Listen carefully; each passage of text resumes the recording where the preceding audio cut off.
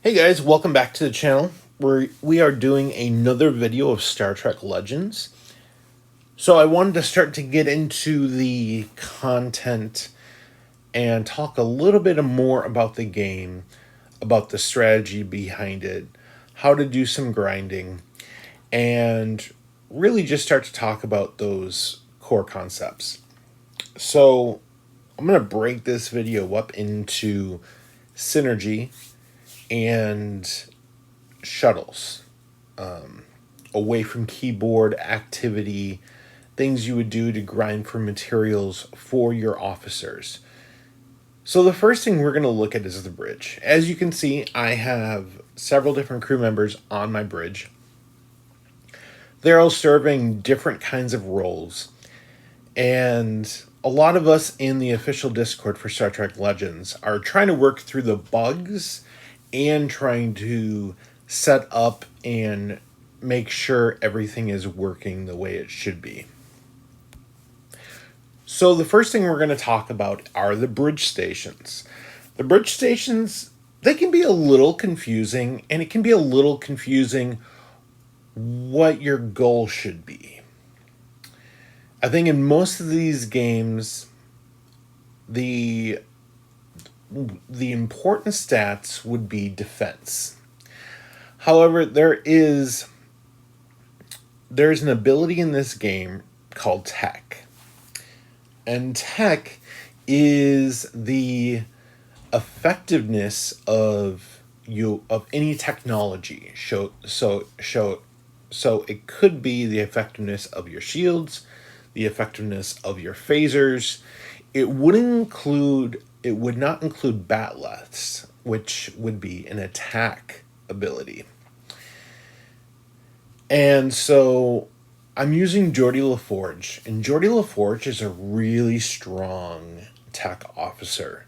He can buff up tech like no one else, and his tech attacks are incredibly strong. So as you can see, what I have going here on the bridge is I have him at the engineering console, I have B'Elanna at operations, and I have 7 of 9 at the science station. Each of them are increasing the effectiveness of the away team with a 3% tech increase. Then some of the other areas that I'm really focusing on is the first officer and the con position. Critical chance in any game is incredibly important, and if you can increase that critical chance to land a critical hit, that would be really ideal. So that's why I have Major Kira as the first officer and Michael Burnham in the con position. In tactical, I have defense. The captain is Sulu, and his ability isn't what I would go for ideally, but I'm going to show you why I have him in the captain's chair. And then medical, I have Dr. Phlox, because right now I'm currently fighting the Borg, and they have an assimilation ability that if they get 3 stacks of assimilation debuffs on me, my crew flee from combat. So I definitely want to be resistant to those stacks of assimilation. So I have him in the medical position. Now if we take a look at the captain, for some reason, Geordi LaForge is able to be a captain, but we already have him assigned using his tech increase. So we have the ability for Starfleet to gain a 5% attack. Cardassians gain a 5% attack. Khan increases a 3% attack flat for everyone. And Tomalak increases 5% for Romulans. So my whole team is Federation. So that's the reason I'm going for the 5% attack with Starfleet. If that does change in the future, which I have no plans to change that, my team that I have right now is probably going to be who it's going to be for a very long time. It's going to be Starfleets. So I'm not going with any Cardassians, and I'm not going with any kind of Romulans. So until I get a better captain, I am going for Picard right now, but Picard is unlocked at level 99, so that's going to be a ways. So Sulu will remain in the captain's chair until I basically just get a better option. The other one that I definitely want to show you is the medical chair. So, as you can see here, Leonard McCoy, he's resistance against wounding, which is when you're fighting Klingons with batleths, you get wound damage. The purge is going to be endgame. That's when they're purging all of your buffs. T'Pol is stun, and Spock does a lot of stuns. Typically have Hugh in that chair because he's giving a 3% defense. But right now, since I'm fighting the Borg, I have Phlox. And then Uhura is a 10% resistance versus Scan. And that's actually pretty decent because Scan lowers your defense. So the other ones, let's take a look at Tactical. And we have Worf. And so these abilities don't change no matter which station you go to. We have Worf with Klingons, Gul Dukat with Cardassians, Sela with Romulans. There are some pretty good synergy setups for using a Romulan team in this game. Klingons gave a 5% resolve, and Kira and Seven are already assigned. So that's why I have Odo at the tactical station. So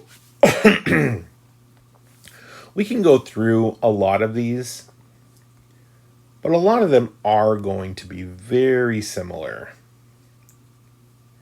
Data has a 3% health increase. Riker has a 3% health increase.